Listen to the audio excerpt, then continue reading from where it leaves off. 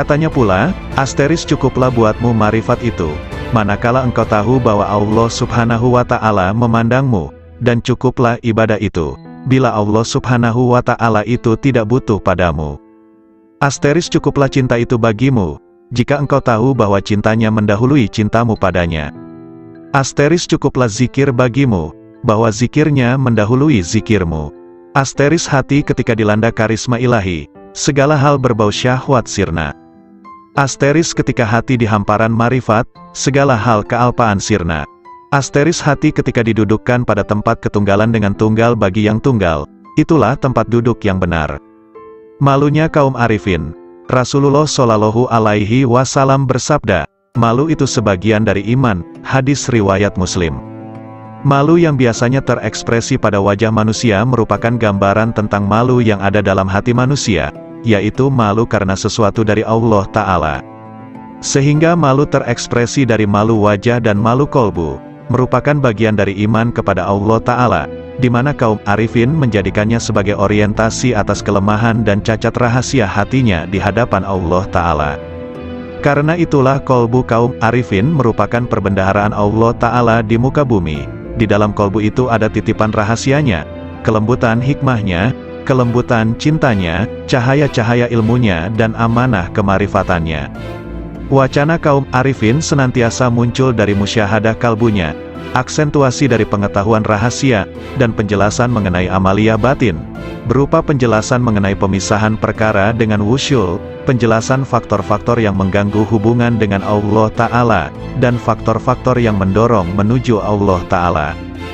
Faktor pendorong pada kepentingan makhluk, selain Allah, adalah dunia, nafsu dan makhluk itu sendiri.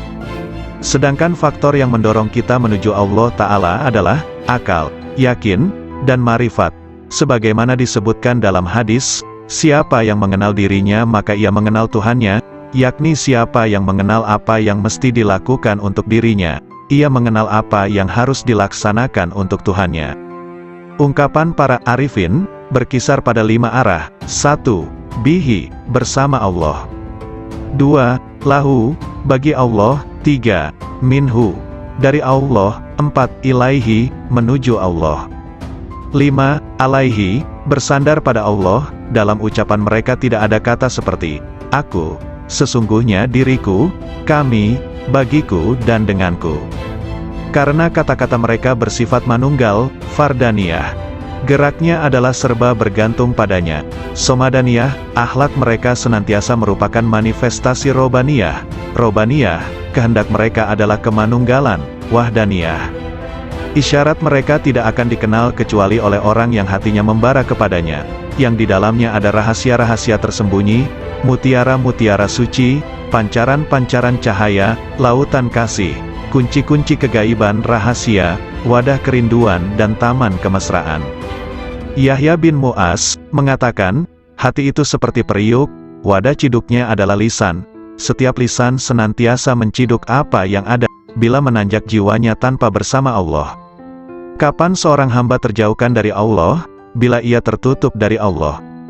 Kapan seseorang itu tertutup dari Allah? Bila di hatinya masih ada hasrat selain Allah.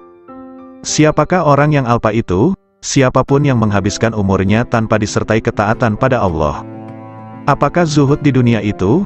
Meninggalkan segala hal yang menyibukkan hatinya dari Allah. Siapakah orang yang menghadap Allah? Ya, siapapun yang menghadap pada Allah. Lalu siapa yang lari dari Allah? Siapapun yang lari dari Allah. Apakah kolbun salim itu? Kolbu yang di dalamnya tidak ada lagi selain Allah. Tolong beritahu aku, dari mana Anda makan? Dari kekayaan Allah. Apa sih yang Anda sukai? Apapun yang ditentukan Allah padaku. Kalau begitu beri aku wasiat, lakukan taat kepada Allah dan ridolah kepada ketentuannya, bersenanglah dengan zikrullah, maka kalian akan jadi pilihan Allah. Orang yang mengenal Allah tidak akan maksiat. Suatu hari dalam perjalananku, kata Zunnun al-Misri, aku bertemu dengan orang tua, yang di wajahnya ada tanda sebagai kaum arifin. Semoga Allah merahmati Anda. Manakah jalan menuju Allah? Tanyaku padanya. Kalau Anda mengenalnya pasti Anda tahu jalan menuju padanya. Apakah seseorang bisa beribadah kepadanya tanpa mengenalnya? Apakah orang yang mengenalnya itu maksiat padanya? Jawabnya, bukankah Adam itu maksiat padanya dengan keparipurnaan marifatnya? Maka dia lupa, dan kami tidak menemukan baginya tekad. Sudahlah, kita jangan berdebat. Bukankah perbedaan ulama itu rahmat? Memang, kecuali dalam soal konsentrasi tauhid. Konsentrasi tauhid yang bagaimana? Menghilangkan pandangan selain Allah karena kemahatunggalannya. Apakah orang arif itu gembira? Apakah orang arif itu gelisah? Katanya balik bertanya. Bukankah orang yang mengenal Allah itu selalu gundah hatinya? Tidak, bahkan orang yang mengenal Allah kegundahan hatinya sirna. Apakah dunia bisa merubah hati orang arifin? Apakah akhirat bisa mengubah hatinya? Katanya lebih tajam. Bukankah orang arif itu sangat menghindari makhluk? Nauzubillah, sang arif tidak pernah gentar dengan makhluk. Hanya saja dia hatinya hijrah dan menyendiri bersama Allah. Apakah ada yang mengenal orang arif? Nah, apakah ada yang tidak mengenalnya? Jawabnya. Apakah sang arif bisa putus asa terhadap perkara selain Allah? Apakah ada orang arif yang masih memandang selain Allah, hingga ia harus putus asa? Apakah sang arif itu juga rindu pada Tuhannya? Apakah sang arif pernah kehilangan Allah, sampai ia harus rindu padanya?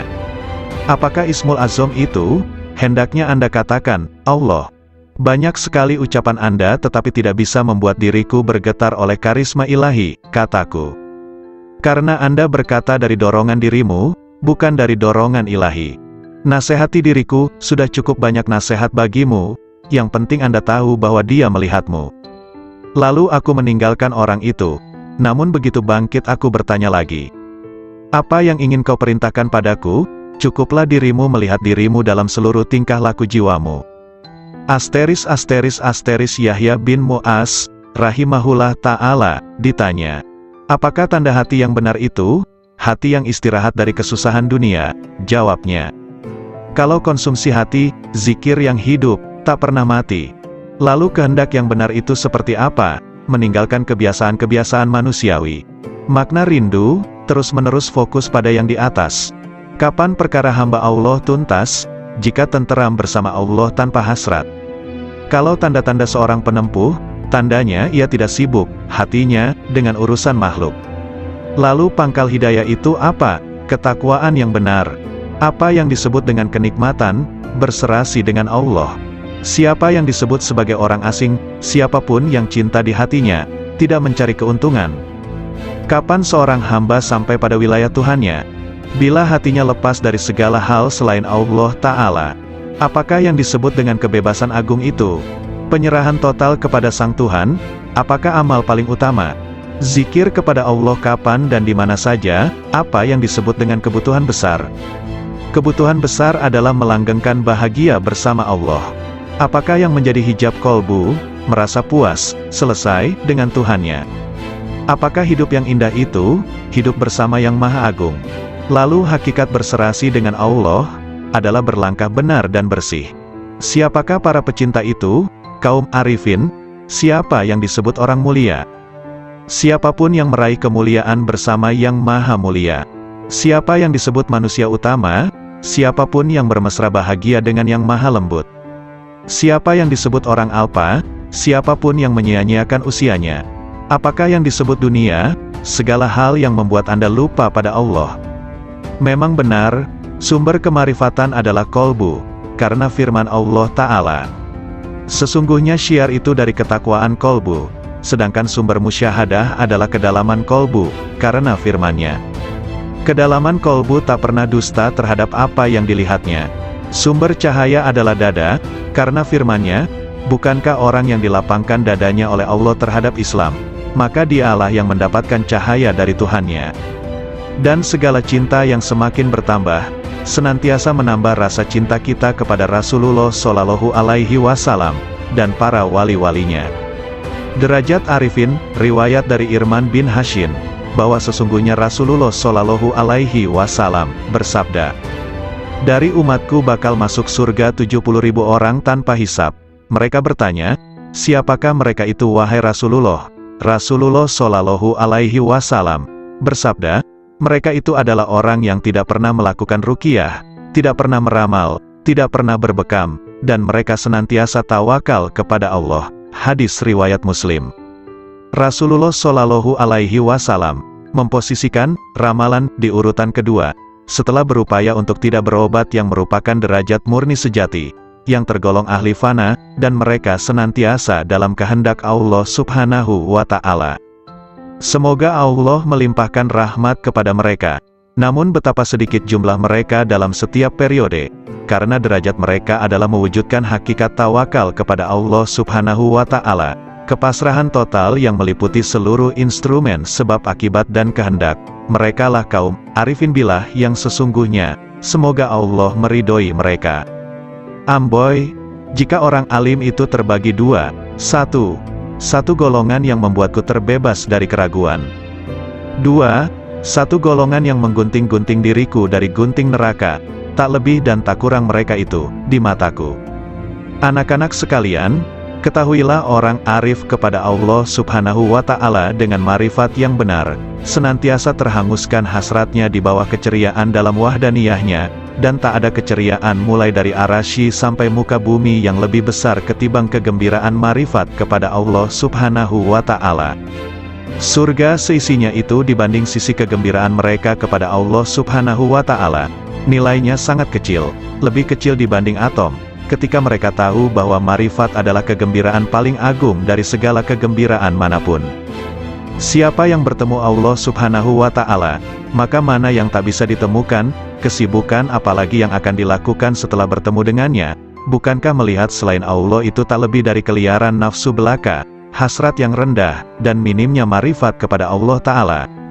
Adakah pakaian yang lebih baik dibanding baju Islam? Apakah ada mahkota yang lebih agung ketimbang mahkota marifat? Atau adakah hamparan yang lebih mulia ketimbang hamparan taat? Allah Subhanahu wa Ta'ala berfirman, katakan, dengan karunia Allah dan dengan rahmatnya, maka dengan karunia dan rahmat itulah kalian semua bergembira. Dalam sebagian munajatnya Ibrahim bin Adham mengatakan, Ilahi, Engkau maha tahu surga dan seisinya, rasanya tak melintas padaku walau sesayap nyamuk setelah Engkau beri aku marifat kepadamu, dan kemesraanku kepadamu, dan Engkau telah membuatkan mencurah untuk tafakur atas keagunganmu, serta Engkau telah menjanjikan padaku untuk memandang wajahmu. Memang, sesungguhnya derajat terendah kaum arifin itu, manakala Allah memasukkannya ke dalam neraka yang diliputi azab, maka hatinya malah tambah cinta kepadanya, semakin mesra sukacita padanya, dan semakin rindu kepadanya. Ibnu Sirin berkata, jika aku harus memilih antara surga dan sholat 2 rakaat, aku memilih sholat 2 rakaat, karena dalam 2 rakaat ada ridhonya Allah Subhanahu wa Ta'ala, takarub kepadanya, sedang dalam surga yang ada kesenangan nafsu dan kesenangan manusia. Ketika Nabi Ibrahim dilemparkan ke dalam api, mereka mengatakan, bakarlah dia, dan mintalah pertolongan pada Tuhan kalian, kata mereka. Nabi Ibrahim menjawab, cukuplah bagiku Tuhanku dan dialah sebaik-baik tempat berserah diri, sebaik-baik Tuhan dan sebaik-baik penolong. Kemudian Allah Subhanahu wa Ta'ala berfirman, wahai api jadilah dirimu dingin sejuk dan menyelamatkan atas Ibrahim. Berserah diri diriwayatkan, ketika Allah Subhanahu wa Ta'ala berfirman kepada Nabi Ibrahim, wahai Ibrahim, engkaulah sahabat dekatku, dan aku sahabat dekatmu. Maka jangan berpaling dariku, yang menyebabkan putusnya hubungan kesahabatan antara diriku dan dirimu, karena orang yang benar-benar mengaku sahabat dekatku jika dibakar oleh api, hatinya sama sekali tidak bergeser dariku, karena menghormati kebesaranku. Allah Subhanahu wa Ta'ala juga menyebutkan dalam Al-Quran, ketika Tuhannya berkata kepada Ibrahim, Islamlah, Ibrahim menjawab, aku Islam kepada Tuhannya semesta alam. Allah Subhanahu wa Ta'ala mengetahui kepasrahan totalnya, Islam, sampai kemudian ia dilempar dalam api. Abu Abdullah bin Muqatil bermunajat, Ilahi, janganlah engkau masukkan diriku ke dalam neraka, karena api pun bisa menjadi dingin padaku karena cintaku kepadamu. Abu Ayyub As-Sikhtiyani berkata, neraka itu ditakuti bagi mereka yang lupa akan Tuhannya, lalu dikatakan pada mereka yang lupa itu, rasakan semua atas kelalaianmu dalam pertemuan harimu ini, dengan segenap balasan amalnya. Abu Hafs menegaskan, saya sangat khawatir atas marifat sebagian orang, yang sudah ditulis di jubah mereka, orang-orang merdekanya Allah setelah dikeluarkan dari neraka, Namun mereka memohon agar tanda tulisan itu dihapus dari mereka. Jika aku jadi mereka, aku sangat memohon agar tanda itu ditulis di seluruh anggota badanku, dan membuatku cukup bangga. Akulah dari golongan orang yang dimerdekakan dari neraka. Menurutku, apa yang diraih ahli surga dalam surganya adalah Rob Ta'ala, kedekatan padanya, dan memandangnya serta mendengarkan kalamnya. Ingat istri Fir'aun ketika bermunajat, Tuhanku, bangunkan rumah bagiku di sisimu dalam surga. Sebagaimana disebutkan, tetangga dulu, baru rumah. Ibrahim bin Adham mengatakan, aku sangat malu jika tujuan utamaku adalah makhluk, padahal Allah Subhanahu wa Ta'ala telah berfirman kepada sebagian para nabinya, siapa yang berkehendak pada kami, ia tak ingin selain diri kami. Sebagian Syekh Sufi mengatakan, aku pernah melihat seorang pemuda di Masjidil Haram sedang dalam kondisi menderita dan kelaparan. Saya sangat kasihan padanya. Aku punya 100 dinar dalam kantong. Lalu kudekati dia, hai sayang, ini buat kebutuhan-kebutuhanmu. Pemuda itu tidak menoleh sama sekali padaku, dan aku terus mendesaknya. Pemuda itu berkata, hai Syekh, dinar ini sesuatu yang tidak bisa aku jual dengan surga dan seisinya. Surga itu negeri keagungan, asal sumber keteguhan dan keabadian, bagaimana aku menjualnya dengan harga yang hina? Abu Musa Ad-Dailabi, pelayan Abu Yazid, semoga Allah merahmati keduanya, berkata, aku pernah mendengar seorang syekh di Bistam mengatakan, aku bermimpi, sepertinya Allah Subhanahu wa Ta'ala berfirman, kalian semua sedang mencari sesuatu dariku, selain Abu Yazid, sesungguhnya dia mencariku dan menghendakiku, dan aku pun menghendakinya. Abu Abdullah mengatakan, jadikan Allah itu sebagai majlis dan tempat kemesraan. Disiplinlah hikmah pada Tuhanmu, maka dunia akan datang kepadamu dalam keadaan merana, dan kau diburu akhirat, dan akhirat begitu rindu. Hai pemburu dunia, tinggalkan dunia, maka dunia memburumu, lanjutnya. Abu Said Al-Haras mengatakan, suatu hari aku di tempat wukuf, lalu aku ingin memohon kepada Allah Subhanahu wa Ta'ala sesuatu kebutuhan, lantas muncul bisikan lembut tanpa suara kepadaku, di hadapanmu Allah, kamu masih mencari selain Allah. Ada seseorang menulis surat kepada saudaranya, Amma Badu, tamparlah muka para penghasrat dunia dengan dunianya, tamparlah pencari akhirat pada wajah pemburunya, bermesralah dengan Robul Alamin, wassalam. Abu Abdullah An-Nasaj mengatakan, janganlah menumpuk banyak surga bagi orang beriman, karena Allah akan memberikan kelayakan yang lebih banyak dibanding surga, yaitu marifat. Seseorang sholat jenazah dengan 5 kali takbir, ditanya kenapa sampai 5 kali, 4 takbiranku untuk si mayit, dan 1 untuk 2 rumah, dunia akhirat, katanya. Kisah terjadi ketika ayat Al-Quran dibacakan pada Abu Yazid, di antara kalian ada yang berharap dunia, dan di antara kalian ada yang berharap akhirat, lalu Abu Yazid berkata, mana yang berharap kepada Tuhan? Amirul Mukminin Ali bin Abi Thalib berkata kepada Abu Bakar As-Siddiq, wahai Khalifah Rasulullah Shallallahu Alaihi Wasallam, bagaimana Anda meraih posisi derajat ini hingga mendahului kami? Abu Bakar Siddiq menjawab, dengan 5 perkara. Pertama, aku dapatkan manusia 2 kelompok, pemburu dunia dan pemburu akhirat, sedangkan aku pemburu Tuhan. Kedua, sejak aku masuk Islam, aku tak pernah kenyang dengan makanan dunia. Ketiga, aku tak pernah segar minum minuman dunia. Keempat, jika muncul di hadapanku 2 pilihan amaliyah, amal dunia dan amal akhirat, aku pasti memilih amal akhirat.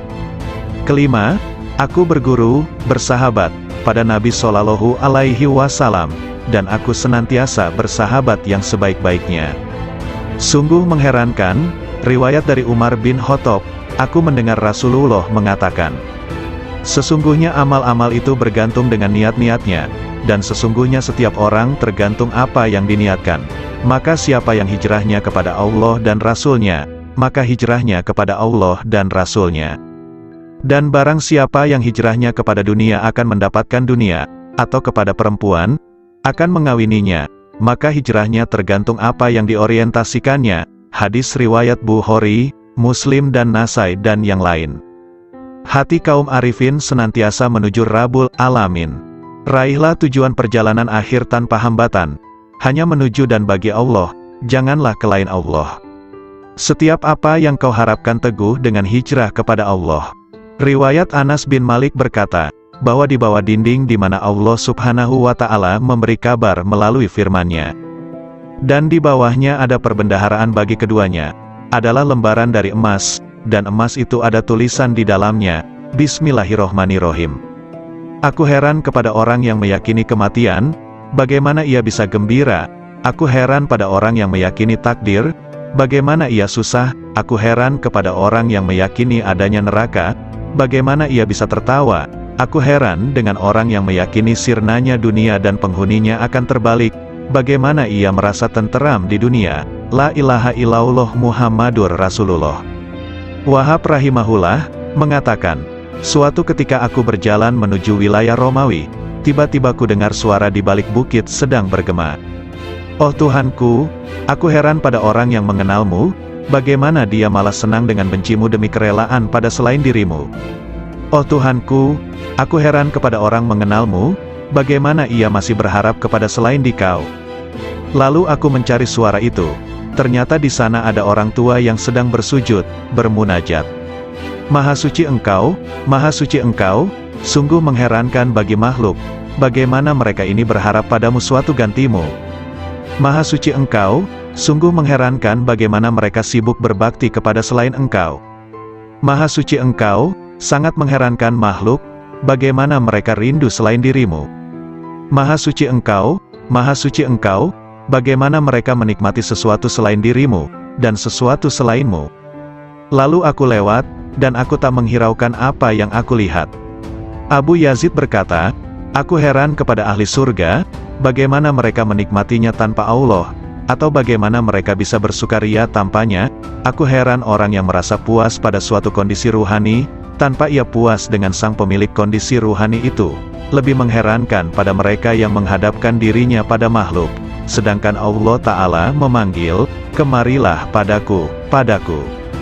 Abdullah bin Muqatil mengatakan, aku heran kepada manusia, di mana Allah memilih untuk dirinya, dengan serba cukup darinya, malah manusia kontra darinya disertai rasa butuh padanya. Aku heran kepada orang yang sibuk dengan urusannya, padahal urusannya sudah selesai. Aku heran kepada orang yang memerintahkan orang lain sedang ia sendiri tidak mengerjakan. Ia marah pada orang lain sedang ia sendiri melanggar. Ia benci untuk maksiat sedangkan ia melakukannya. Ia senang untuk ditaati sedangkan ia tidak taat pada Tuhannya. Ia mencaci yang lain dengan prasangka, sedangkan ia tak pernah mencaci dirinya dengan yakin. Hatim al-Asham mengatakan, aku heran kepada orang yang malu pada makhluk, bagaimana ia tidak malu kepada Allah. Aku heran kepada orang yang mencari ridho makhluk sedangkan ia tidak mencari ridho Tuhan. Aku heran kepada orang yang mencintai ahli ibadah, sedangkan ia menuju maksiat. Aku heran kepada orang yang mengenal keagungan Allah, bagaimana ia bisa kontra padanya. Aku heran kepada orang yang makan rizki Tuhannya, bagaimana ia terima kasih kepada selain Allah. Aku heran kepada orang yang membeli budak dengan hartanya, bagaimana ia tidak membeli orang merdeka dengan kebajikannya dan ucapan indahnya. Hunais bin Abdullah berkata, aku heran kepada orang yang malamnya bangun, siangnya puasa, menjauhi larangan-larangannya, namun tidak bisa bertemu dengannya kecuali hanya menangis dan susah belaka. Aku heran kepada orang yang malamnya tidur, lebat buahnya, kuat batangnya. Untuk kemuliaan hidup baru, ada orang yang berkedudukan, ada yang ikut orang kaya, akhirnya dimasyarakatkan. Ibaratnya seperti sekedar memperoleh kemuliaan sepele. Jadinya tersesat-sesat. Ada pula yang justru memiliki jalan terpaksa. Demikian, artikel ini dimuat di Matops Blog. Assalamualaikum warahmatullahi wabarakatuh. Alhamdulillah, segala puji bagi Allah, Tuhan seru sekalian alam. Kali ini akan dibacakan nasihat atau wejangan Syekh Ahmad Ar-Rifai, pengasas Tarekat Rifaiyah. Nasihat ini diambil dari dailysufi.blogspot.com. Dengan dibacakan nasihat ini, semoga Allah melimpahkan ibrah dan hikmah, guna menggapai ridha ilahi. Musibah batin itu hijab. Sesungguhnya Nabi Shallallahu Alaihi Wasallam bersabda, perbuatan-perbuatan baik bisa menjaga serangan keburukan, dan sesungguhnya sedekah rahasia itu bisa meniup api amarah Tuhan, dan sebenarnya silaturahim itu menambah usia dan menghapus kemiskinan. Hadis riwayat Tabrani. Dalam hadis yang mulia ini ada pelajaran akhlak mulia, di mana kaum arifin membumbung menuju Rabb-Nya, sebab asas dari marifat adalah makarimul akhlak, semulia-mulianya akhlak, sedangkan akhlak buruk adalah, nauzubillah, adalah wujud terhijabnya rahasia batin dari Allah Ta'ala. Anak-anakku sekalian, di antara musibah rahasia batin terbesar adalah terhijabnya kita dari Allah Subhanahu wa Ta'ala. Maka siapapun yang mendapatkan musibah seperti ini, pada dasarnya ia telah menggabungkan musibah-musibah lainnya. Sang pecinta itu senantiasa mabuk ilahi, sang pemabuk tak akan merasakan derita musibah ketika mabuk, baru di saat sadar merasakan deritanya. Musibah terhijab dari Allah Subhanahu wa Ta'ala tak bisa diganti atas kehilangannya selamanya, kecuali dengan menepiskan segala hal selain Allah Subhanahu wa Ta'ala. Dari rahasia batin kita, tak ada ancaman lebih serius di dalam Al-Quran dibanding ayat ini. Sekali-kali tidak, sesungguhnya mereka pada hari itu benar-benar terhalang dari melihat Tuhan mereka. Betapa banyak orang yang taat tetapi terhijab dari yang ditaati Allah Subhanahu wa Ta'ala. Betapa banyak orang yang dapat nikmat tapi terhijab dari sang pemberi nikmat. Betapa banyak orang yang tidur, diberi rizki kesadaran bangun ketika ia sedang tertidur. Betapa banyak orang yang sadar tertidur justru setelah ia bangun. Betapa banyak orang yang pendosa, justru diberi rizki kewalian dan meraih derajat abrar. Betapa banyak orang zuhud yang gugur dari wilayahnya, dan menempuh jalan pendosa. Hijab itu siksa jauh dari Allah Subhanahu wa Ta'ala. Betapa banyak ahli amal yang terhijab gara-gara melihat amalnya, jauh dari memandang anugerah Allah Subhanahu wa Ta'ala, hingga mata hatinya buta. Lalu ia terlempar jauh, sementara ia menduga dirinya telah sampai, wusyul, kepada Allah Subhanahu wa Ta'ala, dan tidak ada yang lebih mengerikan di mata orang arif dibanding hijab itu sendiri, walau sekejap mata. Padahal siksa Allah Subhanahu wa Ta'ala terbesar pada hamba adalah hijab dan terjauhkan darinya. Salah seorang hamba Allah Subhanahu wa Ta'ala dikisahkan sedang bermunajat, "Oh Tuhanku, sampai kapan aku maksiat kepadamu, sedangkan Engkau tak pernah menyiksaku?" Kemudian Allah Subhanahu wa Ta'ala menurunkan wahyu kepada seorang nabi di kala itu, "Katakan kepadanya, sampai kapankah aku menyiksamu, sedangkan kamu tidak mengerti? Bukankah engkau telah aku tutup dari kelembutan-kelembutan kebahagiaanku? Bukankah aku telah mengeluarkan kemanisan munajat kepadaku dari hatimu?" Abu Musa, pelayan Abu Yazid mengatakan, suatu hari Syekh Abu Yazid memasuki suatu kota, kemudian massa banyak datang berjubal mengikutinya. Ketika Abu Yazid melihat mereka dan berjubalnya mereka, beliau mengatakan, "Ya Allah, aku mohon perlindungan kepadamu dari terhijab padamu karena mereka, dan aku mohon perlindungan kepadamu dari hijabmu atas mereka, karena gara-gara aku." Semoga Allah merahmatinya. Betapa banyak kesadaran itu, dan betapa benarnya Abu Yazid dengan Tuhannya, betapa besarnya kasih sayang Abu Yazid pada sahabat-sahabatnya kaum muslimin. Ia menginginkan kebajikan dan pandangan yang benar bagi mereka, sebagaimana pada dirinya. Ingatlah, hai orang yang bergaul dengan massa, dan massa yang fanatik kepada Anda, hati-hati, betapa banyak ketukan-ketukan sandal di sekitar toko sirna dari kepalanya, betapa banyak hilang agamanya. Ya Allah selamatkan, ya Allah selamatkan. Manusia terbagi menjadi 4 golongan. 1. Ada orang yang hatinya memandang tajam, dengan pandangan cahaya yakin atas rahasia ciptaannya dan keparipurnaan kuasanya. 2. Ada orang yang akalnya tajam, memandang dengan cahaya kecerdasannya pada janji dan ancamannya. 3. Ada orang yang rahasia batinnya, sir, tajam, memandang setiap saat dengan cahaya marifat kepada Allah Subhanahu wa Ta'ala. 4. Ada orang yang dijadikan oleh Allah Subhanahu wa Ta'ala tertutup, tidak sama sekali bisa memandang, dan inilah yang disebut dalam ayat, "Dan siapa yang buta mata hatinya di dunia ini, maka di akhirat lebih buta dan lebih sesat jalannya." Ingatlah, orang kafir itu tertutup dari cahaya hidayah oleh kegelapan sesat. Ahli maksiat tertutup dari cahaya takwa oleh kegelapan alpa. Ahli ibadah tertutup dari cahaya taufik dan pertolongan Allah Ta'ala oleh kegelapan memandang ibadahnya. Bila Allah Subhanahu wa Ta'ala menghilangkan hijab-hijab ini, mereka akan memandang dengan mata cahaya menuju cahaya, maka pada saat itulah mereka terhijab dari segala hal selain Allah Subhanahu wa Ta'ala. Siapa yang memandang pada gerak dan perbuatannya ketika taat kepada Allah Ta'ala, pada saat yang sama ia telah terhijab dari sang empunya gerak dan perbuatan, dan ia jadi merugi besar.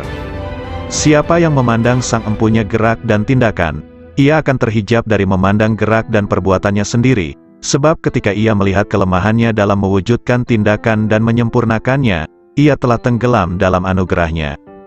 Terkadang seseorang terhijab dari manisnya ibadah, melalui memandang ibadahnya.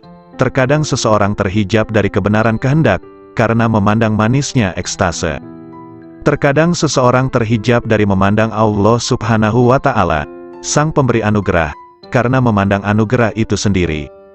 An-Nasaj mengatakan, siapa yang memandang dirinya dalam ibadahnya, berarti tidak bisa bersih dari ujub. Siapa yang memandang makhluk, ia tak akan bersih dari riya. Siapa yang memandang taatnya, tak akan bersih dari tipu daya. Siapa yang memandang pahala tak akan pernah bersih dari hijab.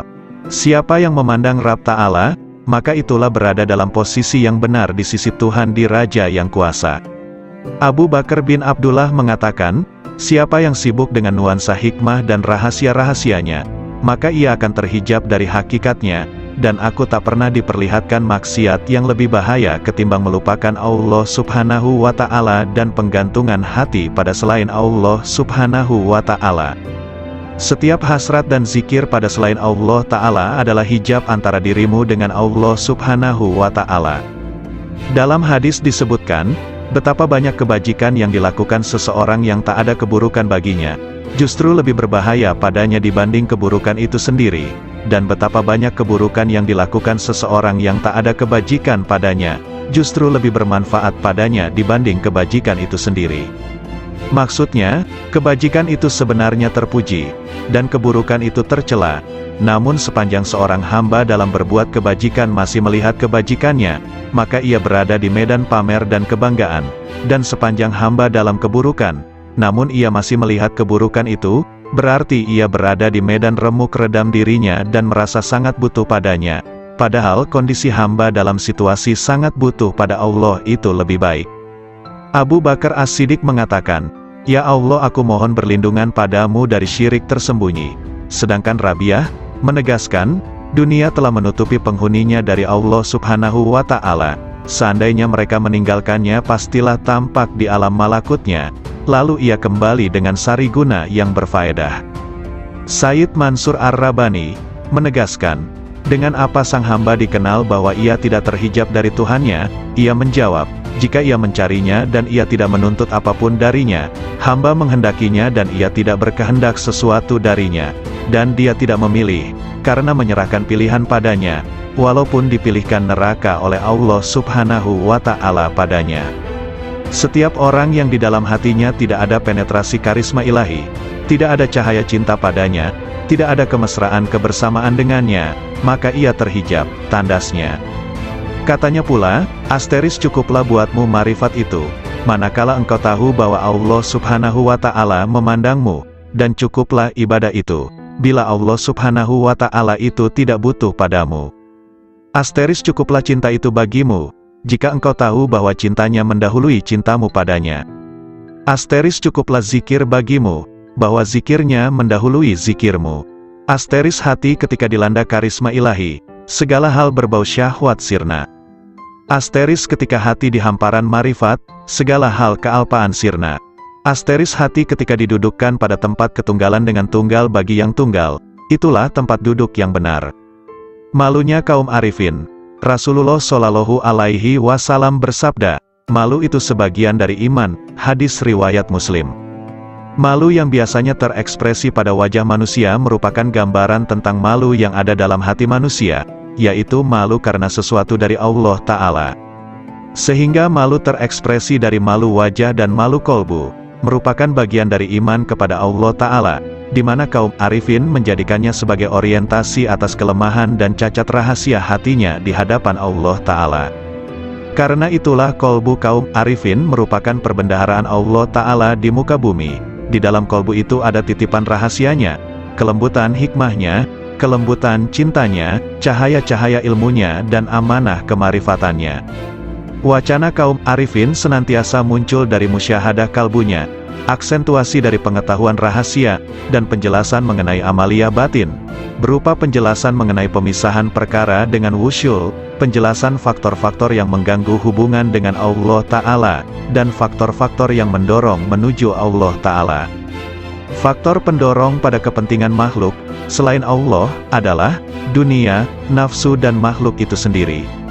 Sedangkan faktor yang mendorong kita menuju Allah Ta'ala adalah akal, yakin, dan marifat.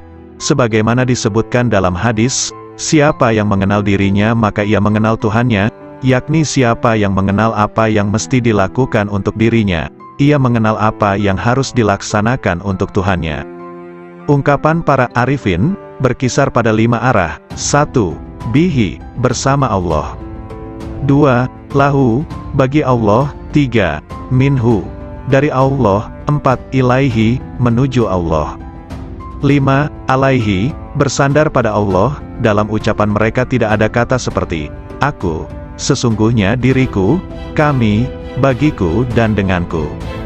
Karena kata-kata mereka bersifat manunggal, fardaniyah. Geraknya adalah serba bergantung padanya. Somadaniyah, akhlak mereka senantiasa merupakan manifestasi robaniyah. Robaniyah, kehendak mereka adalah kemanunggalan, wahdaniyah. Isyarat mereka tidak akan dikenal kecuali oleh orang yang hatinya membara kepadanya, yang di dalamnya ada rahasia-rahasia tersembunyi, mutiara-mutiara suci, pancaran-pancaran cahaya, lautan kasih, kunci-kunci kegaiban rahasia, wadah kerinduan dan taman kemesraan. Yahya bin Mu'az mengatakan, hati itu seperti periuk, wadah ciduknya adalah lisan. Setiap lisan senantiasa menciduk apa yang ada di periuk hatinya. Abu Bakar Al-Wasiti ditanya tentang pendapatnya seputar ucapan ahli marifat, ia menjawab, gambaran tentang marifat seperti cahaya dalam lampu dan lampu itu digantung di dalam rumah, sepanjang lampu itu ada dalam rumah, sepanjang itu pula terang. Ketika pintu rumah dibuka, maka cahaya lampu itu akan menerangi halaman. Kalam kaum arifin senantiasa memancarkan cahaya kepada ahli cahaya, hingga air mata mereka meleleh, dan lisannya berzikir. Allah Ta'ala berfirman, bila mereka mendengarkan apa yang diturunkan kepada Rasul, kamu melihat air mata mereka meleleh, karena marifat mereka terhadap Allah, mereka mengatakan, oh Tuhan kami beriman dan catatlah kami bersama orang-orang yang menyaksikanmu.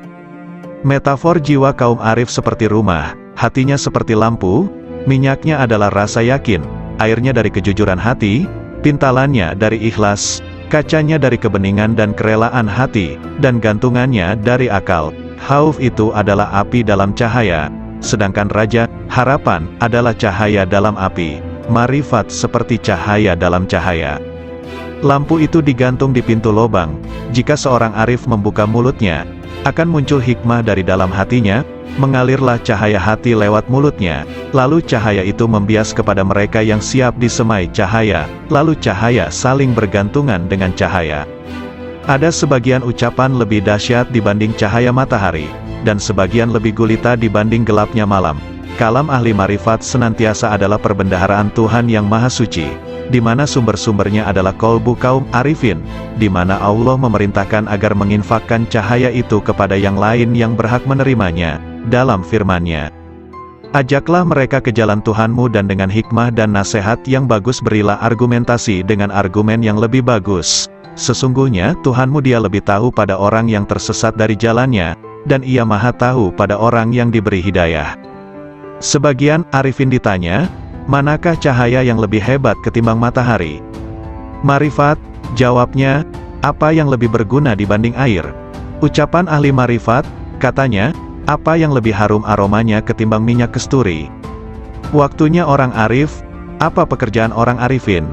Memandang pekerjaan rububiyah dan panji-panji kelembutan kudrah, jawabnya.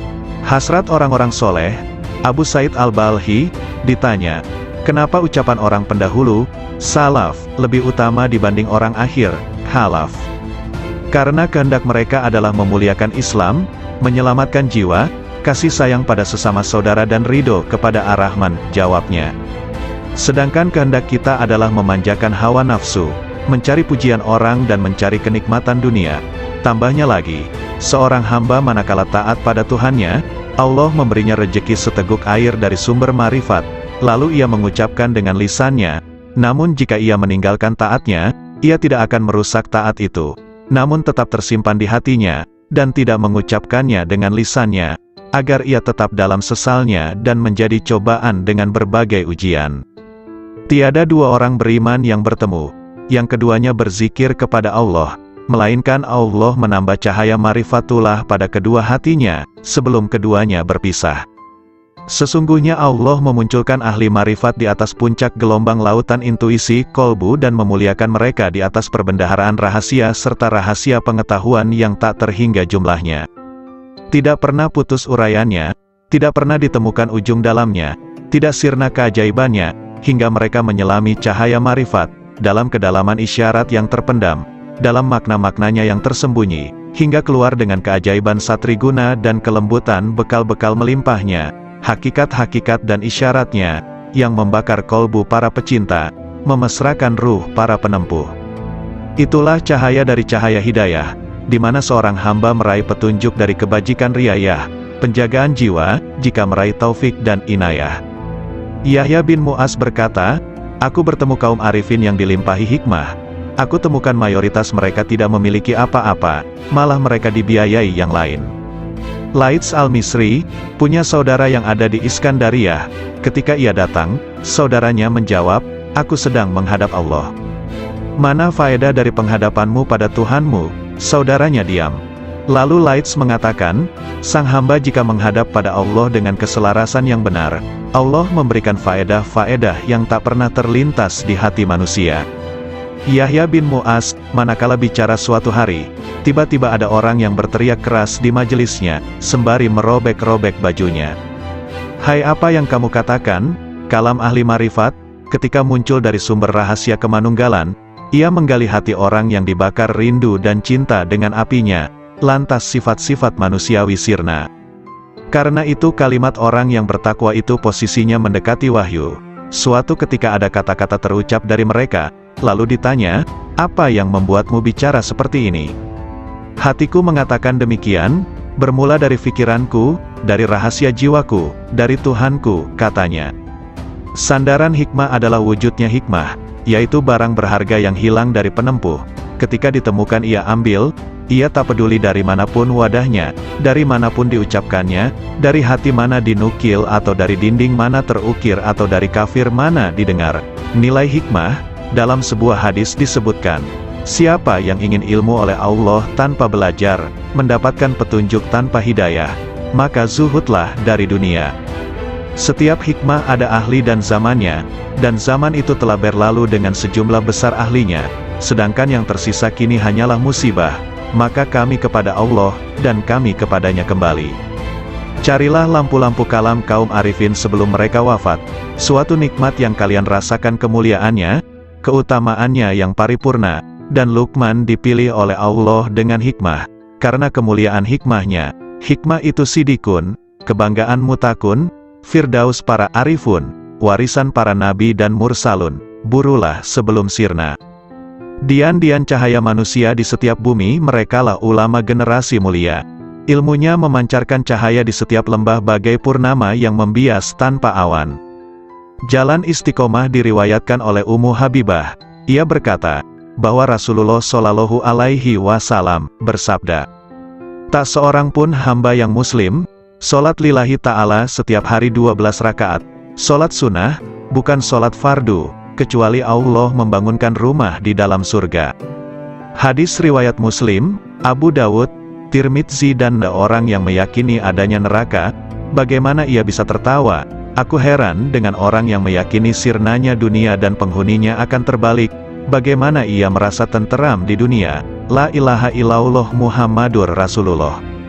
Wahab rahimahullah mengatakan, suatu ketika aku berjalan menuju wilayah Romawi, tiba-tiba ku dengar suara di balik bukit sedang bergema. Oh Tuhanku, aku heran pada orang yang mengenalmu, bagaimana dia malah senang dengan bencimu demi kerelaan pada selain dirimu. Oh Tuhanku, aku heran kepada orang mengenalmu, bagaimana ia masih berharap kepada selain dikau. Lalu aku mencari suara itu, ternyata di sana ada orang tua yang sedang bersujud, bermunajat. Maha suci engkau, sungguh mengherankan bagi makhluk, bagaimana mereka ini berharap padamu suatu gantimu. Maha suci Engkau, sungguh mengherankan bagaimana mereka sibuk berbakti kepada selain Engkau. Maha suci Engkau, sangat mengherankan makhluk, bagaimana mereka rindu selain dirimu. Maha suci Engkau, bagaimana mereka menikmati sesuatu selain dirimu, dan sesuatu selainmu. Lalu aku lewat, dan aku tak menghiraukan apa yang aku lihat. Abu Yazid berkata, aku heran kepada ahli surga, bagaimana mereka menikmatinya tanpa Allah, atau bagaimana mereka bisa bersukaria tanpanya. Aku heran orang yang merasa puas pada suatu kondisi ruhani, tanpa ia puas dengan sang pemilik kondisi ruhani itu. Lebih mengherankan pada mereka yang menghadapkan dirinya pada makhluk, sedangkan Allah Ta'ala memanggil, kemarilah padaku, padaku.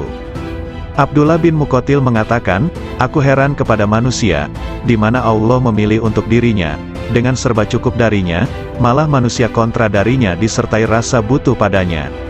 Aku heran kepada orang yang sibuk dengan urusannya, padahal urusannya sudah selesai. Aku heran kepada orang yang memerintahkan orang lain sedang ia sendiri tidak mengerjakan. Ia marah pada orang lain sedang ia sendiri melanggar. Ia benci untuk maksiat sedangkan ia melakukannya. Ia senang untuk ditaati sedangkan ia tidak taat pada Tuhannya. Ia mencaci yang lain dengan prasangka, sedangkan ia tak pernah mencaci dirinya dengan yakin. Hatim al-Asham mengatakan, aku heran kepada orang yang malu pada makhluk, bagaimana ia tidak malu kepada Allah. Aku heran kepada orang yang mencari ridho makhluk sedangkan ia tidak mencari ridho Tuhan. Aku heran kepada orang yang mencintai ahli ibadah, sedangkan ia menuju maksiat. Aku heran kepada orang yang mengenal keagungan Allah, bagaimana ia bisa kontra padanya. Aku heran kepada orang yang makan rizki Tuhannya, bagaimana ia terima kasih kepada selain Allah. Aku heran kepada orang yang membeli budak dengan hartanya, bagaimana ia tidak membeli orang merdeka dengan kebajikannya dan ucapan indahnya. Hunais bin Abdullah berkata, aku heran kepada orang yang malamnya bangun, siangnya puasa, menjauhi larangan-larangannya, namun tidak bisa bertemu dengannya kecuali hanya menangis dan susah belaka. Aku heran kepada orang yang malamnya tidur, siangnya bermain-main, dipenuhi dosa-dosa, sedangkan ia tak akan bertemu dengannya selamanya, malah ia tertawa bergembira. Yahya bin Mu'az berkata, aku heran kepada orang yang menghinakan dirinya untuk si budak, dan ia menemukan dari tuannya apa yang dia mau. Aku heran kepada orang yang konsumsinya roti kering, namun bermaksiat pada Tuhannya yang maha lembut. Aku heran kepada orang yang takut akan kematian dirinya tapi tidak takut kepada kematian hatinya, yang takut akan kehilangan dunianya, bagaimana ia tidak takut kehilangan agamanya. Seorang sufi berdendang, Ilahi, aku heran darimu dan dariku. Apakah kau mensirnakan diriku olehmu dariku engkau dekatkan aku darimu hingga. Kuduga sesungguhnya engkau adalah aku. Yahya bin Mu'az bermunajat. Oh Ilahi, mengingat surga berarti kematian. Mengingat neraka berarti kematian. Sungguh mengherankan orang yang hidup di antara dua kematian, soal surga ia tidak sabar, dan soal neraka ia tidak sabar atas siksanya. Dikatakan, mengingat wusyul adalah kematian, mengingat pisah adalah kematian. Bagaimana hati hidup di antara dua kematian? Kematian orang yang marifat itu sangat mengherankan, karena sang arif berada di antara kegembiraan marifat dan ketakutan pisah dengan Allah Ta'ala. Bagaimana kematian berserasi dengan kesenangan marifat, atau bagaimana kehidupan disertai ketakutan pisah? Aku heran kepada orang yang berkata, aku mengingat Tuhanku. Adakah bisa lupa? Lalu aku mengingat yang kulupa, aku mati jika mengingatmu, kemudian hidup jika bukan karena air wusyulmu, aku tak pernah hidup lalu kau hidupkan dengan harapan, lalu aku mati oleh kerinduan. Seberapa banyak aku hidup padamu dan berapa aku mati, ku teguk air cinta, piala demi piala, tak habis-habismu minuman, tak puas-puasnya. Sungguh heran, perkaraku jadi aneh di setiap lorong keanehan, lalu aku jadi heran di setiap lorong keheranan. Assalamualaikum warahmatullahi wabarakatuh. Segala puji bagi Allah, Tuhan seru sekalian alam. Kali ini akan dibacakan artikel yang berjudul Nasihat Nabi Khidir alaihi salam kepada Syekh Malaya atau Sunan Kalijaga.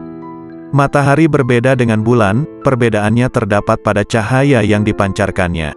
Sudahkah hidayah iman terasa dalam dirimu? Tauhid adalah pengetahuan penting untuk menyembah pada Allah. Juga makrifat harus kita miliki untuk mengetahui kejelasan yang terlihat, ya ru'yat, melihat dengan mata telanjang, sebagai saksi adanya yang terlihat dengan nyata. Maka dari itu kita dalami sifat dari Allah, sifat Allah yang sesungguhnya, yang asli dari Allah. Sesungguhnya Allah itu, Allah yang hidup. Segala afalnya, perbuatannya, adalah berasal dari Allah. Itulah yang dimaksud dengan ru'yati. Kalau hidupmu senantiasa kamu gunakan ru'yat, maka itu namanya khairat, kebajikan hidup. Makrifat itu hanya ada di dunia.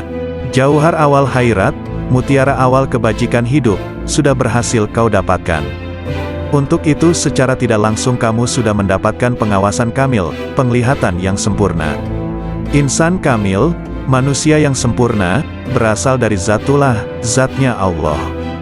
Sesungguhnya ketentuan gaib yang tersurat, adalah kehendak zat yang sebenarnya. Sifat Allah berasal dari zat Allah. Dinamakan insan kamil kalau mengetahui keberadaan Allah itu. Bila mana tidak tertulis namamu di dalam nuket gaib insan kamil, itu bukan berarti tidak tersurat. Ya, itulah yang dinamakan puji budi, usaha yang terpuji. Berusaha memperbaiki hidup, akan menjadikan kehidupan nyawamu semakin baik. Serta badannya, akan disebut badan Muhammad, yang mendapat kesempurnaan hidup. Syekh Malaya berkata lemah lembut, mengapa sampai ada orang mati yang dimasukkan neraka? Mohon penjelasan yang sebenarnya. Kanjeng Nabi Khidir berkata dengan tersenyum manis, wahai Malaya, maksudnya begini, neraka jasmani juga berada di dalam dirimu sendiri, dan yang diperuntukkan bagi siapa saja yang belum mengenal dan meniru laku Nabiullah. Hanya ruh yang tidak mati.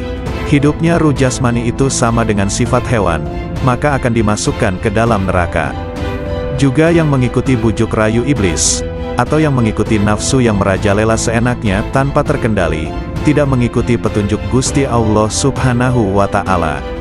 Mengandalkan ilmu saja, tanpa memperdulikan sesama manusia keturunan Nabi Adam, itu disebut iman tadot. Ketahuilah bahwa umat manusia itu termasuk badan jasmanimu. Pengetahuan tanpa guru itu, ibarat orang menyembah tanpa mengetahui yang disembah. Dapat menjadi kafir tanpa diketahui, karena yang disembah kayu dan batu, tidak mengerti apa hukumnya, itulah kafir yang bakal masuk neraka jahanam. Adapun yang dimaksudkan rat idafi adalah sesuatu yang kelak tetap kekal sampai akhir nanti kiamat dan tetap berbentuk ruh yang berasal dari ruh Allah. Yang dimaksud dengan cahaya adalah yang memancar terang serta tidak berwarna, yang senantiasa menerangi hati penuh kewaspadaan yang selalu mawas diri atau introspeksi mencari kekurangan diri sendiri serta mempersiapkan akhir kematian nanti. Merasa sebagai anak Adam yang harus mempertanggungjawabkan segala perbuatan. Ruh idafi sudah ada sebelum tercipta. Syirik itu dapat terjadi, tergantung saat menerima sesuatu yang ada, itulah yang disebut jauhar ning. Keenamnya jauhar awal. Jauhar awal adalah mutiara ibaratnya. Mutiara yang indah penghias raga agar nampak menarik. Mutiara akan tampak indah menawan. Bermula dari ibarat ketujuh, dikala mendengarkan sabda Allah, maka ruh idafi akan menyesuaikan, yang terdapat di dalam zat Allah yang mutlak. Ruh serba pasrah kepada Zatullah, itulah yang dimaksudkan ruh idafi. Jauhar awal itu pula, yang menimbulkan salat daim. Salat daim tidak perlu menggunakan air wudhu, untuk membersihkan hadas tidak disyaratkan. Itulah salat batin yang sebenarnya, diperbolehkan makan, tidur, syahwat maupun buang kotoran. Demikianlah tadi cara salat daim. Perbuatan itu termasuk hal terpuji, yang sekaligus merupakan perwujudan syukur kepada Allah. Jauhar tadi bersatu padu menghilangkan sesuatu yang menutupi atau mempersulit mengetahui keberadaan Allah yang terpilih. Adanya itu menunjukkan adanya Allah, yang mustahil kalau tidak berwujud sebelumnya. Kehidupan itu seperti layar dengan wayangnya, sedang wayang itu tidak tahu warna dirinya. Akibat junub sudah bersatu erat tetap bersih badan jisimmu. Adapun Muhammad badan Allah. Nama Muhammad tidak pernah pisah dengan nama Allah. Bukankah hidayah itu perlu diyakini? Sebagai pengganti Allah, dapat pula disebut utusan Allah. Nabi Muhammad juga termasuk badan mukmin atau orang yang beriman. Ruh mukmin identik pula dengan ruh idafi dalam keyakinanmu. Disebut iman maksum, kalau sudah mendapat ketetapan sebagai panutan jati. Bukankah demikian itu pengetahuanmu? Kalau tidak hidup begitu, berarti itu sama dengan hewan yang tidak tahu adanya sesuatu di masa yang telah lewat. Kelak, karena tidak mengetahui keislaman, maka matinya tersesat, kufur serta kafir badannya. Namun bagi yang telah mendapatkan pelajaran ini, segala permasalahan dipahami lebih seksama baru dikerjakan. Allah itu tidak berjumlah 3, yang menjadi suri tauladan adalah Nabi Muhammad. Bukankah sebenarnya orang kufur itu mengingkari 4 masalah prinsip? Di antaranya bingung karena tiada pedoman manusia yang dapat diteladani. Kekafiran mendekatkan pada kufur kafir. Fahir dekat dengan kafir. Sebabnya karena kafir itu buta dan tuli, tidak mengerti tentang surga dan neraka. Fahir tidak akan mendekatkan pada Tuhan. Tidak mungkin terwujud pendekatan ini, tidak menyembah dan memuji, karena kekafirannya. Seperti itulah kalau fahir terhadap Zatullah. Dan sesungguhnya Gusti Allah mematikan kefahiran manusia, kepastiannya ada di tangan Allah semata-mata. Adapun wujud Zatullah itu, tidak ada satu makhluk pun yang mengetahui kecuali Allah sendiri. Ruh idafi menimbulkan iman. Ruh idafi berasal dari Allah yang Maha Esa. Itulah yang disebut iman tauhid. Meyakini adanya Allah juga adanya Muhammad sebagai Rasulullah. Tauhid hidayah yang sudah ada padamu, menyatu dengan Tuhan yang terpilih. Menyatu dengan Gusti Allah, baik di dunia maupun di akhirat. Dan kamu harus menyatu bahwa Gusti Allah itu ada dalam dirimu. Ruh idafi ada di dalam dirimu.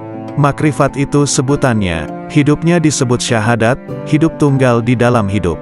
Sujud ruku sebagai penghiasnya, ruku berarti dekat dengan Tuhan pilihan. Penderitaan yang selalu menyertai menjelang ajal tidak akan terjadi padamu. Jangan takut menghadapi sakaratil maut.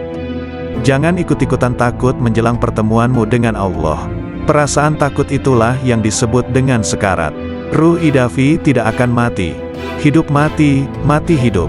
Akuilah sedalam-dalamnya bahwa keberadaanmu itu terjadi karena Allah itu hidup dan menghidupi dirimu, dan menghidupi segala yang hidup.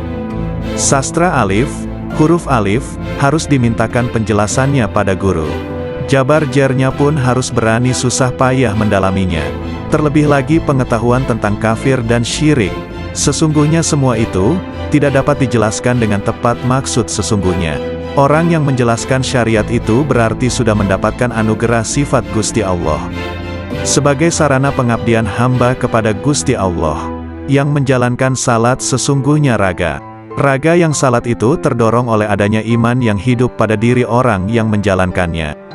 Seandainya nyawa tidak hidup, maka lem tamsyur, maka tidak akan menolong semua perbuatan yang dijalankan. Secara yang tersurat, salat itu adalah perbuatan dan kehendak orang yang menjalankan, namun sebenarnya Allah lah yang berkehendak atas hambanya. Itulah hakikat dari Tuhan penciptanya. Ruh idafi berada di tangan orang mukmin. Semua ruh berada di tangannya, yaitu terdapat pada ruh idafi. Ruh idafi adalah sifat jamal, sifat yang bagus atau indah, keindahan yang berasal Zatullah. Ruh idafi nama sebuah tingkatan, makom, yang tersimpan pada diri utusan Allah, Rasulullah. Syarat jisim latif, jasad halus itu, harus tetap hidup dan tidak boleh mati. Cahayanya berasal dari ruh itu, yang terus-menerus meliputi jasad, yang mengisyaratkan sifat jalal, sifat yang perkasa, dan sekaligus mengisyaratkan adanya sifat jamal, sifat keindahan. Jauhar awal mayit, mutiara awal kematian, itu memberi isyarat hilangnya diri ini. Setelah semua menemui kematian di dunia, maka akan berganti hidup di akhirat. Kurang lebih 3 hari perubahan hidup itu pasti terjadi. Asal mula manusia terlahir, dari adanya ayah, ibu serta Tuhan yang Maha Pencipta. Satu kelahiran berasal dari 3 asal lahir. Ya, itulah isyarat dari 3 hari. Setelah dititipkan selama 7 hari, maka dikembalikan kepada yang menitipkan, yang memberi amanat. Titipan itu harus seperti sedia kala. Bukankah tauhid itu sebagai sarana untuk makrifat? Titipan yang ke-30 hari, itu juga termasuk juga titipan, yang ada hanya kemiripan dengan yang 7 hari. Kalau menangis mengeluarkan air mata karena menyesali sewaktu masih hidup, seperti teringat semasa kehidupan itu berasal dari nur, yang mana cahayanya mewujudkan dirimu. Hal itulah yang menimbulkan kesedihan dan penyesalan yang berkepanjangan. Tak terkecuali siapapun yang merasakan itu semua. Sebagaimana kamu mati, saya merasa kehilangan. Mati atau hilang bertepatan hari kematian yang ke-40 hari. Bagaimanakah yang lebih tepat untuk melukiskan persamaan sesama makhluk hidup secara keseluruhannya? Allah dan Muhammad semuanya berjumlah satu. 100 pun dapat dilukiskan seperti satu bentuk, seperti diibaratkan dengan adanya cahaya yang bersumber dari cahaya Muhammad yang sesungguhnya. Sama hal pada saat kamu memohon sesuatu, ruh jasad hilang di dalamnya, kehadirat Tuhan yang Maha Pemberi. Tepat pada hari ke-1000, tidak ada yang tertinggal. Kembalinya pada Allah sudah dalam keadaan yang sempurna. Sempurna seperti mula pertama dalam keadaan yang sempurna. Sempurna seperti mula pertama diciptakan. Syekh Malaya terang hatinya, mendengarkan pelajaran yang baru diterima dari gurunya Syekh Mahyuningrat Kanjeng Nabi Khidir. Syekh Malaya senang hatinya sehingga beliau belum mau keluar dari dalam tubuh Kanjeng Nabi Khidir. Syekh Malaya menghaturkan sembah, sambil berkata manis seperti gula madu. Kalau begitu hamba tidak mau keluar dari raga dalam Tuan. Lebih nyaman di sini saja yang bebas dari sengsara derita, tiada selera makan tidur, tidak merasa ngantuk dan lapar, tidak harus bersusah payah dan bebas dari rasa pegal dan nyeri. Yang terasa hanyalah rasa nikmat dan manfaat. Kanjeng Nabi Khidir memperingatkan, yang demikian tidak boleh kalau tanpa kematian. Kanjeng Nabi Khidir semakin iba kepada pemohon yang meruntuhkan hatinya. Kata Kanjeng Nabi Khidir, kalau begitu yang awas sajalah terhadap hambatan upaya. Jangan sampai kau kembali, memohonlah yang benar dan waspada. Anggaplah kalau sudah kau kuasai, jangan hanya digunakan dengan dasar bila ingat saja, karena hal itu sebagai rahasia Allah. Tidak diperkenankan mengobrol kepada sesama manusia, kalau tanpa seizinnya. Sekiranya akan ada yang mempersoalkan, memperbincangkan masalah ini. Jangan sampai terlanjur, jangan sampai membanggakan diri, jangan peduli terhadap gangguan, cobaan hidup. Tapi justru terimalah dengan sabar. Cobaan hidup yang menuju kematian, ditimbulkan akibat buah pikir. Bentuk yang sebenarnya ialah tersimpan rapat di dalam jagatmu. Hidup tanpa ada yang menghidupi kecuali Allah saja. Tiada antara lamanya tentang adanya itu. Bukankah sudah berada di tubuh? Sungguh, bersama lainnya selalu ada dengan kau. Tak mungkin terpisahkan, kemudian tidak pernah memberitahukan dari mana asalnya dulu. Yang menyatu dalam gerak perputaran bawana. Bukankah berita sebenarnya sudah ada padamu? Cara mendengarnya adalah dengan ruh sejati, tidak menggunakan telinga. Cara melatihnya, juga tanpa dengan mata. Adapun telinganya, matanya yang diberikan oleh Allah. Ada padamu itu, secara batinnya ada pada sukma itu sendiri. Memang demikianlah penerapannya, ibarat seperti batang pohon yang dibakar, pasti ada asap apinya, menyatu dengan batang pohonnya.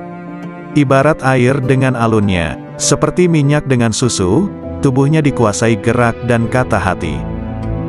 Demikian pun dengan Hyang Sukma, sekiranya kita mengetahui wajah hamba Tuhan dan sukma yang kita kehendaki ada, diberitahu akan tempatnya seperti wayang ragamu itu. Karena datanglah segala gerak wayang, sedangkan panggungnya jagat. Bentuk wayang adalah sebagai bentuk badan atau raga. Bergerak bila digerakkan, segala-galanya tanpa kelihatan jelas, perbuatan dengan ucapan. Yang berhak menentukan semuanya, tidak tampak wajahnya. Kehendak justru tanpa wujud dalam bentuknya. Karena sudah ada pada dirimu. Permisalan yang jelas ketika berhias. Yang berkaca itu Hyang Sukma. Adapun bayangan dalam kaca itu ialah dia yang bernama manusia sesungguhnya, terbentuk di dalam kaca. Lebih besar lagi pengetahuan tentang kematian ini dibandingkan dengan kesirnaan jagat raya, karena lebih lembut seperti lembutnya air. Bukankah lebih lembut kematian manusia ini? Artinya lembut kesirnaan manusia, artinya lebih dari, karena menentukan segalanya. Sekali lagi artinya lembut ialah sangat kecilnya. Dapat mengenai yang kasar dan yang kecil. Mencakup semua yang merangkak, melata tiada bedanya, benar-benar serba lebih. Lebih pula dalam menerima perintah dan tidak boleh mengandalkan pada ajaran dan pengetahuan. Karena itu bersungguh-sungguhlah menguasainya. Pahamilah liku-liku seolah tingkah kehidupan manusia. Ajaran itu sebagai ibarat benih sedangkan yang diajari ibarat lahan. Misal kacang dan kedelai, yang disebar di atas batu. Kalau batunya tanpa tanah pada saat kehujanan dan kepanasan, pasti tidak akan tumbuh. Tapi bila kau bijaksana, melihatmu musnahkanlah pada matamu. Jadikanlah penglihatanmu sukma dan rasa yang tak pernah terlintas di hati manusia. Yahya bin Mu'az, manakala bicara suatu hari, tiba-tiba ada orang yang berteriak keras di majelisnya, sembari merobek-robek bajunya. "Hai, apa yang kamu katakan?" Kalam ahli marifat, ketika muncul dari sumber rahasia kemanunggalan, ia menggali hati orang yang dibakar rindu dan cinta dengan apinya, lantas sifat-sifat manusiawi sirna. Karena itu kalimat orang yang bertakwa itu posisinya mendekati wahyu. Suatu ketika ada kata-kata terucap dari mereka, demikian, "Bermula dari pikiranku, dari rahasia jiwaku, dari Tuhanku," katanya. Sandaran hikmah adalah wujudnya hikmah, yaitu barang berharga yang hilang dari penempuh. Ketika ditemukan ia ambil, ia tak peduli dari manapun wadahnya, dari manapun diucapkannya, dari hati mana dinukil atau dari dinding mana terukir atau dari kafir mana didengar. Nilai hikmah, dalam sebuah hadis disebutkan, siapa yang ingin ilmu oleh Allah tanpa belajar, mendapatkan petunjuk tanpa hidayah, maka zuhudlah dari dunia. Setiap hikmah ada ahli dan zamannya, dan zaman itu telah berlalu dengan sejumlah besar ahlinya, sedangkan yang tersisa kini hanyalah musibah, maka kami kepada Allah, dan kami kepadanya kembali. Carilah lampu-lampu kalam kaum arifin sebelum mereka wafat, suatu nikmat yang kalian rasakan kemuliaannya, keutamaannya yang paripurna, dan Luqman dipilih oleh Allah dengan hikmah, karena kemuliaan hikmahnya. Hikmah itu sidikun, kebanggaan mutakun, firdaus para arifun, warisan para nabi dan mursalun, burulah sebelum sirna. Dian-dian cahaya manusia di setiap bumi, merekalah ulama generasi mulia. Ilmunya memancarkan cahaya di setiap lembah bagai purnama yang membias tanpa awan. Jalan istiqomah diriwayatkan oleh Ummu Habibah. Ia berkata, bahwa Rasulullah Shallallahu Alaihi Wasallam bersabda, "Tak seorang pun hamba yang muslim, sholat lillahi ta'ala setiap hari 12 rakaat, sholat sunnah, bukan sholat fardu, kecuali Allah membangunkan rumah di dalam surga." Hadis riwayat Muslim, Abu Dawud, Tirmidzi dan Nasai. Hadis ini memotivasi untuk menegakkan ibadah-ibadah sunnah, karena ibadah sunnah salah satu bentuk takarub kepada Allah Ta'ala, sekaligus menjadi bekal kaum arifun dalam menempuh jalan menuju kepada Allah Subhanahu wa Ta'ala, sekaligus menjadi perilaku kaum yang mengkhususkan, menyendiri, jiwanya di sisi Allah Subhanahu wa Ta'ala. Anak-anak sekalian, ketahuilah siapa yang hakikat batinnya menyendiri bersama Allah secara total, dan rahasia sirnya benar-benar manunggal, akan terbuka seluruh tirai, segala bukti menjadi nyata, ketika musyahadah pada cahaya al-haq Allah Subhanahu wa Ta'ala. Di sanalah Allah menuangkan minuman dengan gelas cintanya, hingga ia mabuk dari lainnya, segalanya menjadi riang dan ringan, segala diamnya adalah zikir, nafasnya adalah tasbih, kalamnya adalah penyucian, dan tidurnya adalah sholat, doa. Sang hamba senantiasa menaiki kendaraan marifat, hingga bertemu yang dimarifati. Bila sudah bertemu, ia abadi selamanya bersamanya, tidak berpaling ke lainnya. Kolbu itu ibarat istana, dan marifat adalah rajanya, akal adalah menterinya yang punya departemen dan instrumen, lisan sebagai penerjemah, sedangkan rahasia batinnya dari Hazanah Ar-Rahman, masing-masing konsisten dengan posisinya, sedangkan arah seluruhnya adalah istiqomahnya sir bersama Allah Subhanahu wa Ta'ala. Bila sir istiqomah, maka marifat menjadi istiqomah, lalu akal menjadi lurus. Bila akal konsisten, kolbu akan konsisten. Bila kolbu konsisten, jiwa akan konsisten.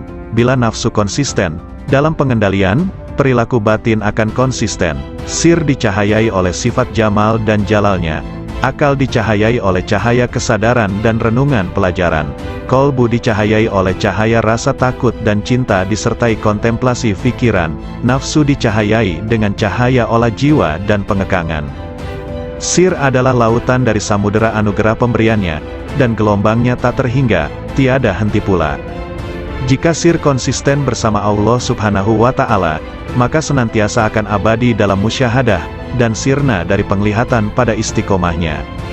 Perlu diketahui bahwa jalan istiqomah, konsistensi, itu laksana tenda agung dari jalan akhirat, dan berjalan di tepinya lebih sulit dibanding jalan di tepian akhirat. Alam rahasia bisa menjadi tipu daya, karena Allah Subhanahu wa Ta'ala tidak suka pada hati hamba yang masih ada cinta pada yang lain selain Dia. Mereka tidak ingin sesuatu dari Allah kecuali Allah. Dalam sebagian kitabnya Allah Ta'ala berfirman, bila yang kesibukan jiwa hambaku lebih kepadaku dibanding yang lain, maka kujadikan nikmat dan hasrat ada dalam mencintaiku, dan aku singkapkan hijab antara diriku dengan dirinya. Ada seseorang sedang masuk dalam tempat Syekh Sari As-Sakati. Lantas lelaki itu bertanya, manakah yang bisa mendekatkan pada Allah Ta'ala, hingga sang hamba bisa mendekat kepadanya? Maka As-Sari menangis, lalu berkata, orang seperti Anda ini masih bertanya seperti itu. Yang paling utama cara mendekatkan hamba kepada Allah Subhanahu wa Ta'ala, hendaknya Allah Subhanahu wa Ta'ala muncul di hatimu, dan Anda tidak mau sama sekali pada dunia dan akhirat, kecuali hanya padanya.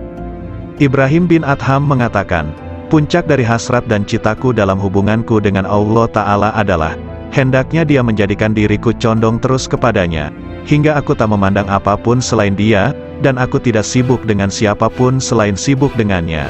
Aku tak peduli Dia jadikan diriku jadi debu, atau hilang sama sekali. Nabi Ibrahim pernah ditanya, dengan cara apa Anda dapatkan keakraban dengan Allah Ta'ala? Dengan memutuskan diriku hanya kepada Tuhanku, dan pilihanku kepadanya dibanding lainnya, serta aku tidak pernah makan kecuali bersama tamuku. Rabia Al-Basriyah mengatakan, oh Tuhanku, hasratku di dunia dan di akhirat nanti hanya mengingatmu, dan hasratku di akhirat dari akhirat hanya memandangmu, maka lakukanlah antara keduanya sekehendakmu.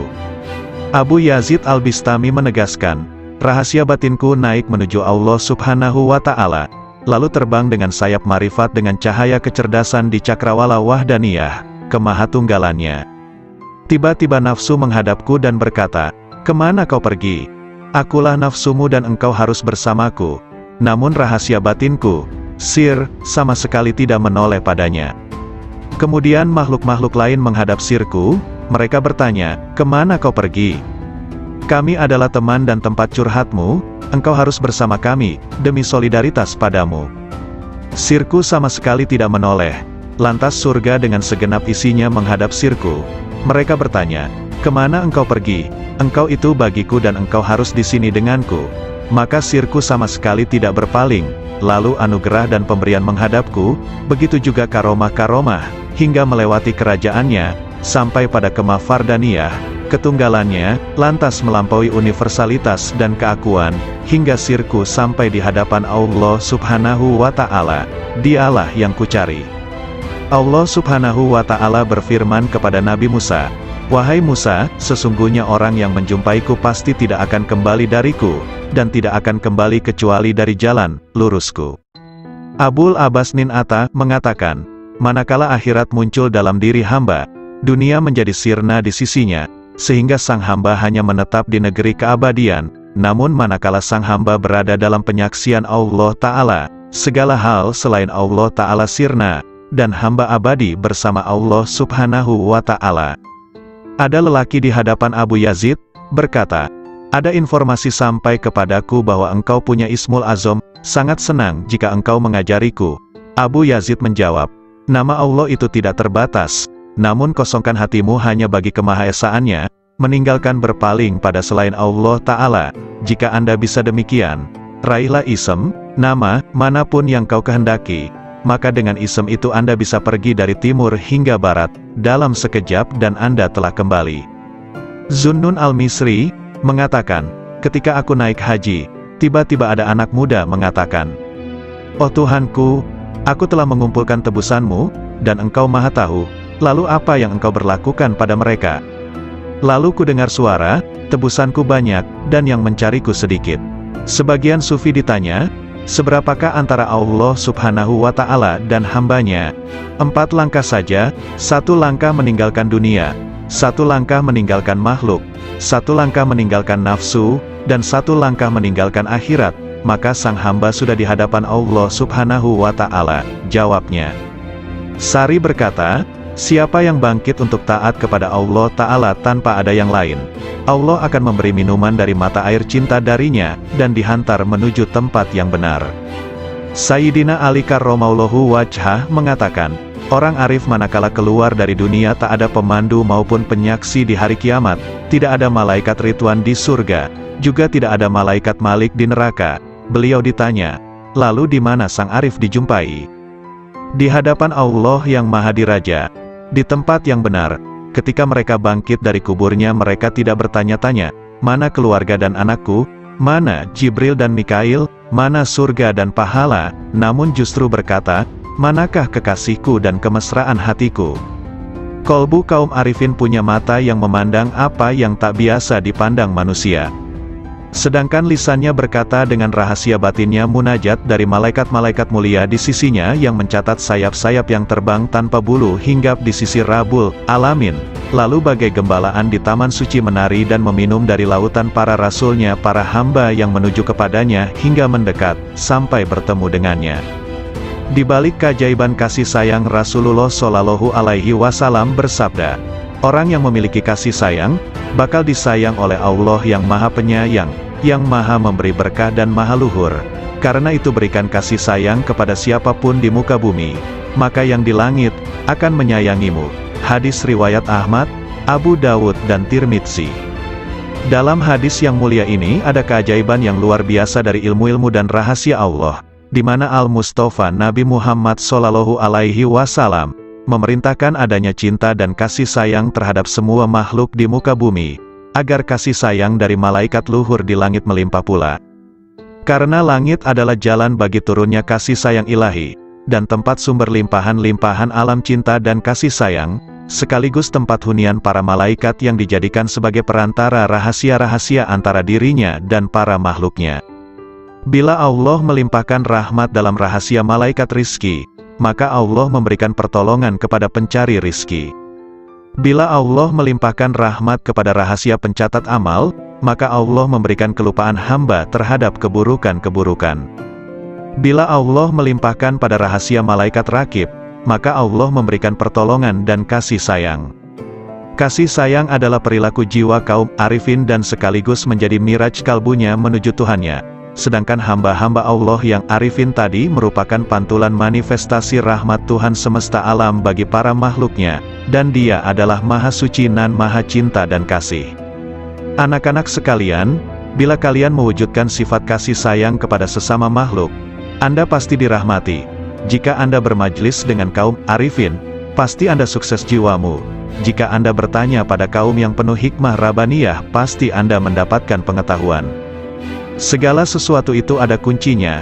Kunci ilmu itu bertanya, jika tidak tahu, jika Anda bisa hendaklah bermajlis dengan kaum arifin, yang bisa Anda gali pengetahuan mereka dan hakikat rumusnya, kelembutan isyaratnya, maka sungguh Anda meraih keuntungan, karena yang paling mulia di antara para ulama adalah ulama Robbaniyun, yang sangat agung dibanding siapapun di muka bumi selain Allah, karena mereka ini adalah kekasih-kekasih Allah dan pengemban amanah rahasianya.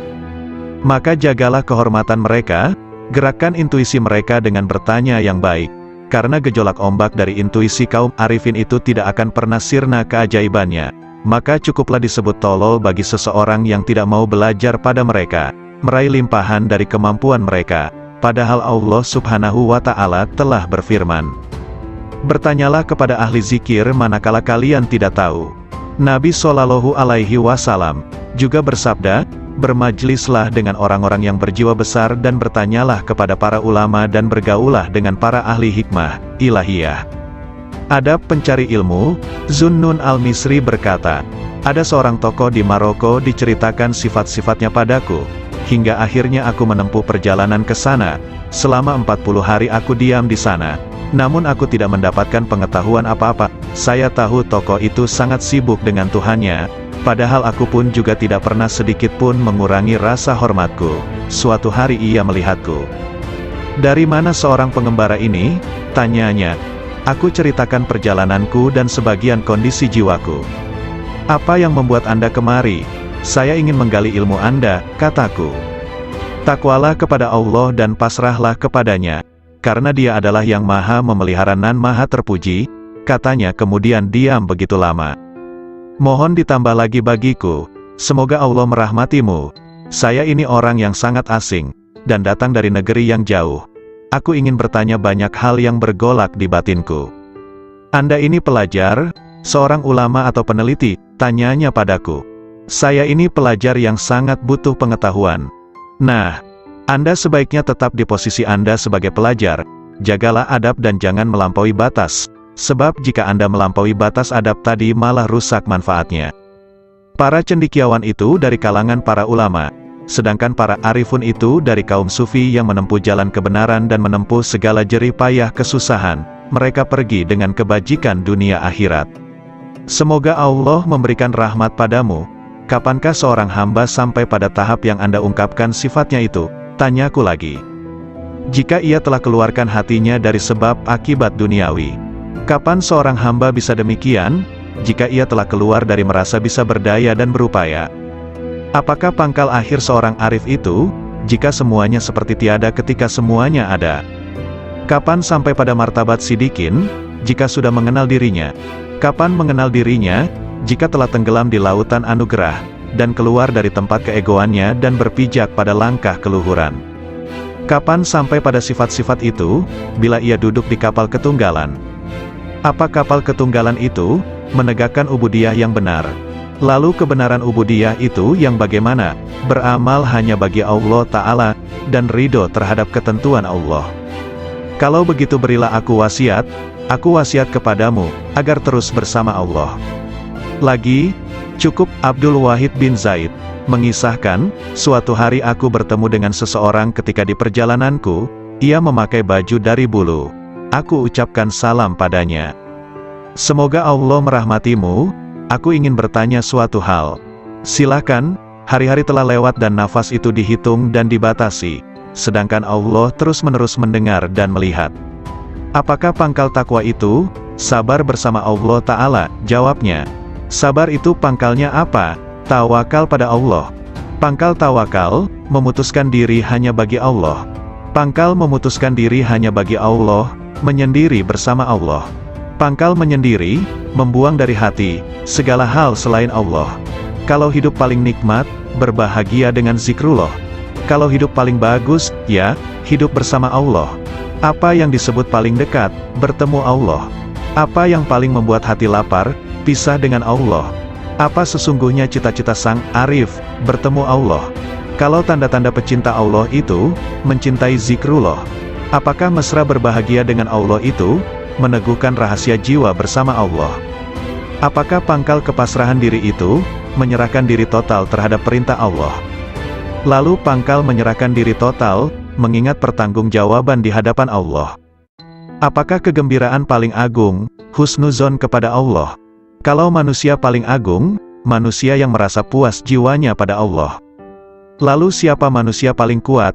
Orang yang meraih kekuatan bersama Allah. Kalau orang yang bangkrut itu siapa? Orang yang rela pada selain Allah. Apakah kehilangan harga diri itu, bila menanjak jiwanya tanpa bersama Allah? Kapan seorang hamba terjauhkan dari Allah, bila ia tertutup dari Allah? Kapan seseorang itu tertutup dari Allah, bila di hatinya masih ada hasrat selain Allah? Siapakah orang yang alpa itu? Siapapun yang menghabiskan umurnya tanpa disertai ketaatan pada Allah. Apakah zuhud di dunia itu? Meninggalkan segala hal yang menyibukkan hatinya dari Allah.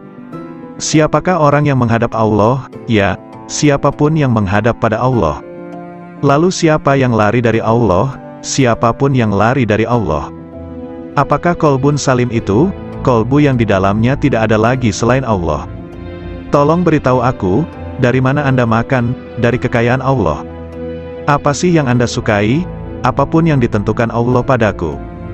Kalau begitu beri aku wasiat, lakukan taat kepada Allah dan ridolah kepada ketentuannya, bersenanglah dengan zikrullah, maka kalian akan jadi pilihan Allah. Orang yang mengenal Allah tidak akan maksiat.